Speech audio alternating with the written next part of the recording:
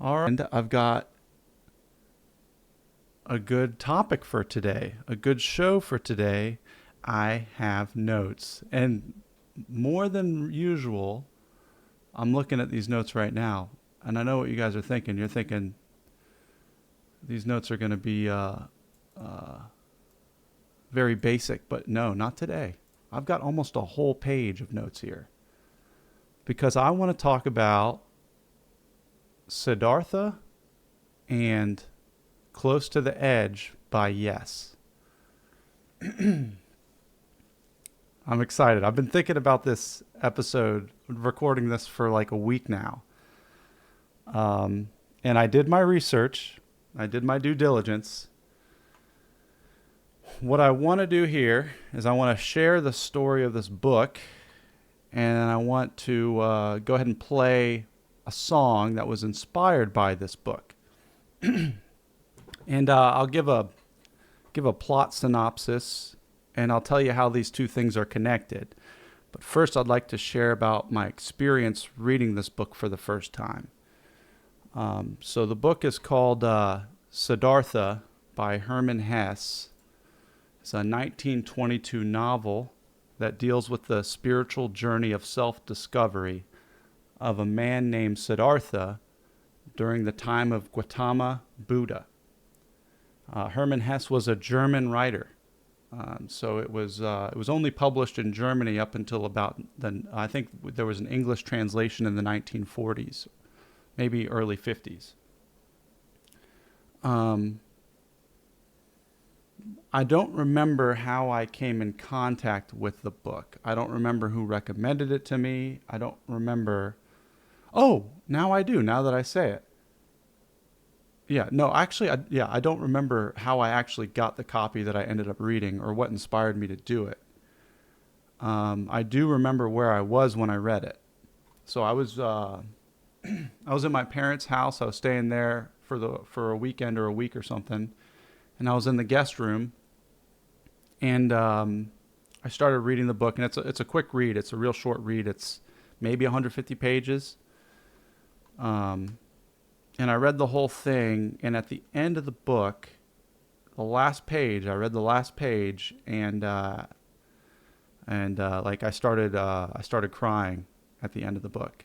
I experienced an intense wave of gratitude and insight into the nature of my experience or the human experience. It's almost like I went on this journey and it was like I saw everything and nothing all at once. And I guess the dance of creation, or like the absurdity or of life, and all the sorrow and all of the joys, it was just all hit me, and it was an intense experience. I'd never had that. Nothing like that had ever happened to me, an effect like that after reading a book. So it has stuck with me ever since. And I um, I ended up reading the Wikipedia entry that same night after I'd finished the book. I usually do that with movies and books that I really like. Is I'll engage with them, and then I'll go read the Wikipedia and then figure out all the stuff about how it was made and who worked on it and what happened. And at the bottom of the Wikipedia entry for the book, there was a note that said, where it says other materials or uh, uh, uh, other formats or things inspired by. And there was a note that said the album "Close to the Edge" by Yes was inspired by the novel, and and it hit me then, and I that was a strong, like a double whammy for me, because that album "Close to the Edge" by Yes is one of my favorite albums of all time, which like nobody I've ever met really knows about, or like has ever listened to it. And so then I went to the "Close to the Edge" by Yes and dug into that and was like, all right, so what happened here? How were they inspired by it? And I just was extremely fascinated. Um, and the I discovered the Close to the Edge album. Um, this was back in the day. So back in the day before Spotify, before even before LimeWire. There was a record store across the street from my house growing up, and I think maybe I was maybe 11 or 12 at the time. I'd gotten Pink Floyd's album Animals for Christmas, and that sparked like um, a full interest in the discography of Pink Floyd. And I would go to that record store, and I ended up getting every single record I could possibly get and listening to all of them from that record store. And I remember I went back one day after I had everything, even the Sid Barrett stuff. I had everything, and I went back there, and I was talking to the guy behind the counter, and I was like, I have all your Pink Floyd albums, and I'm looking for something. I'm looking for something else. It's like my favorite stuff right now. Do you have any suggestions? And he like looked at me and he's like, I know what you need. Basically, he's like, I got, hold tight. And he went back and he pulled out a record and he put it on the store sound system. And he put it on and he pressed play. And he proceeded to mime with his hands all the instrumentations and then like doing the vocal parts for me while he played it full blast in the store. And he played Close to the Edge by Yes. And yeah, it's been a return experience for me ever since. So I've always have gone back to this album. So, you know, when I read Siddhartha, and I think I read the book for the first time maybe 2 years ago, 3 years ago. And I saw that it was inspired by that song, by that record. It gave me another hit of chills of like, it's just kind of a cool thing that these random occurrence had brought such a deep, enlightening experience into my own life. So what I'd like to do is I'd like to share with you guys, the story of Siddhartha. And then I'd like to share with you how Close to the Edge was written, and then we can listen to it. One of the things to note about the track is it starts with the sound of nature.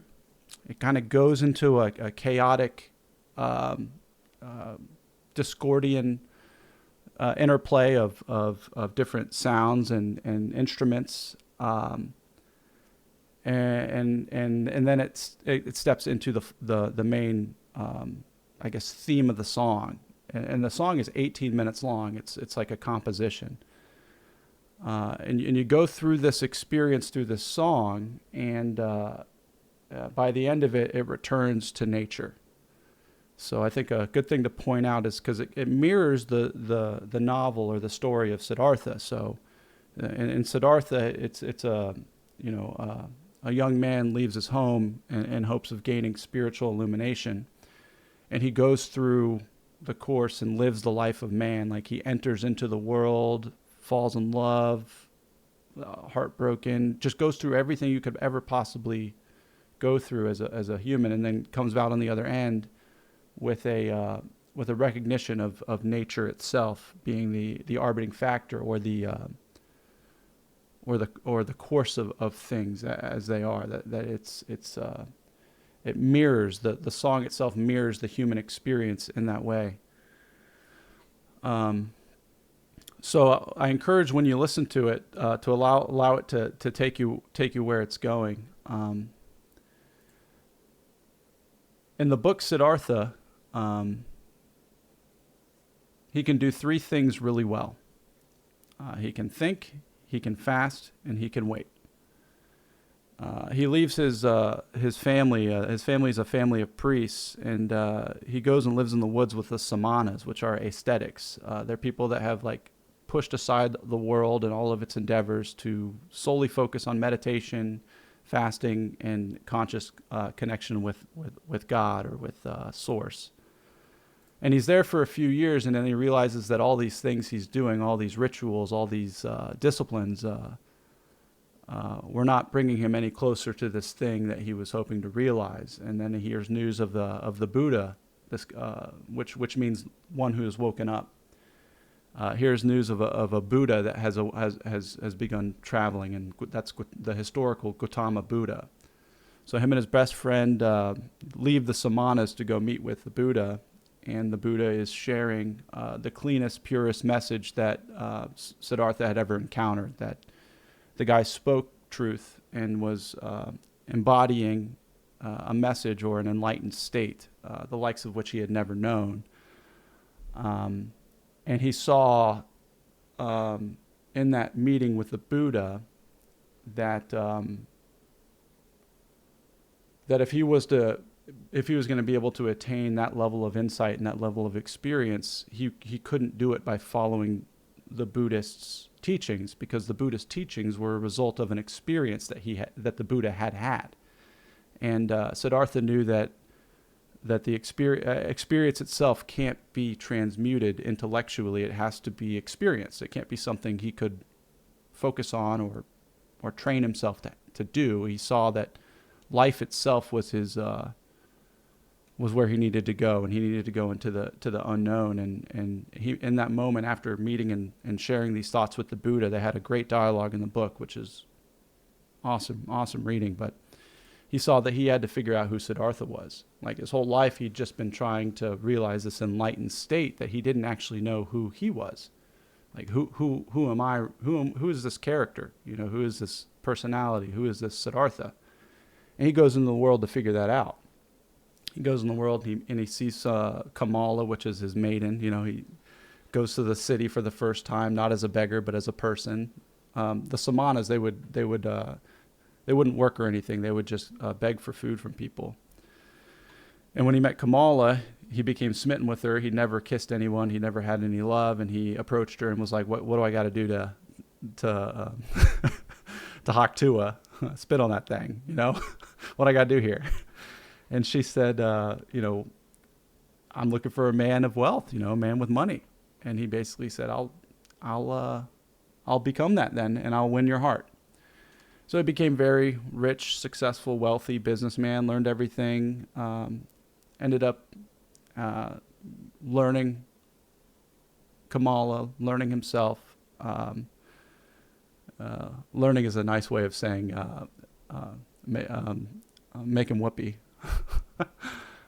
He fell into a bit of a gambling problem, became an alcoholic type drunkard, had a full experience there, and numbing himself through the activities of man, only to come out of it on the other end and realize that wasn't it.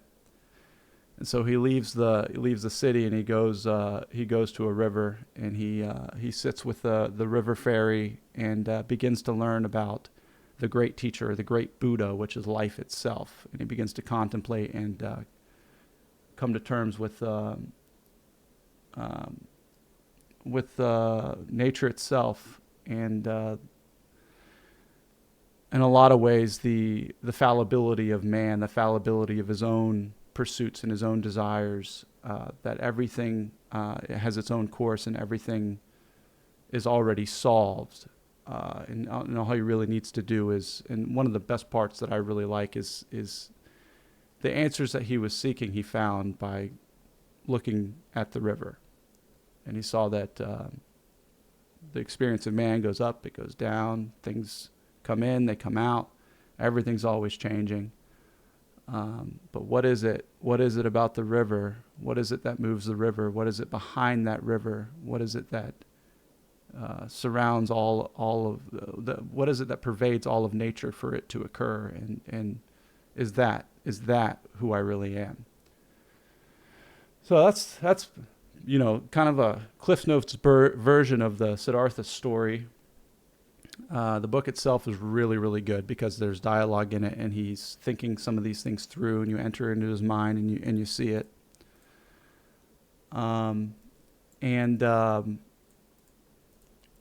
The song we're about to listen to, it was inspired by that book, and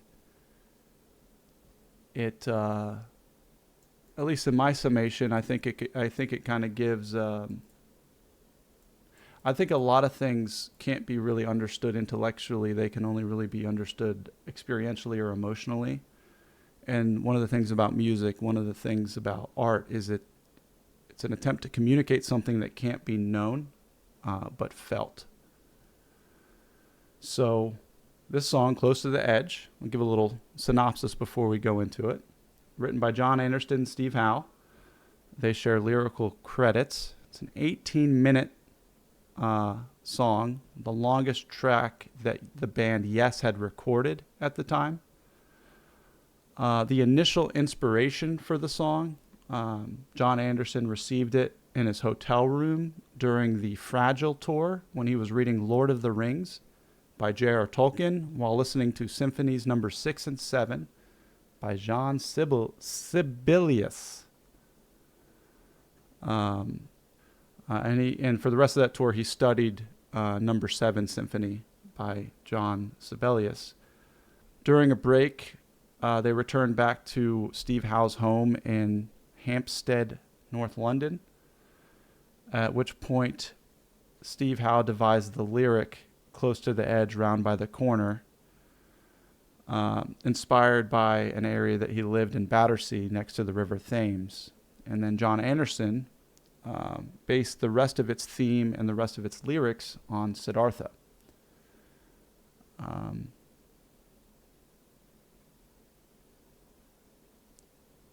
This is a quote from him that he says here that he revised the song's lyrics 3 or 4 times, saying that it's all metaphors. The lyrics for the concluding verse were based on a dream he once had about the passing on from this world to another, yet feeling so fantastic about it that death never frightened him ever since.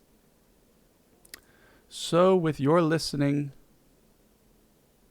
pleasure, we're going to listen to the album Close to the Edge by Yes.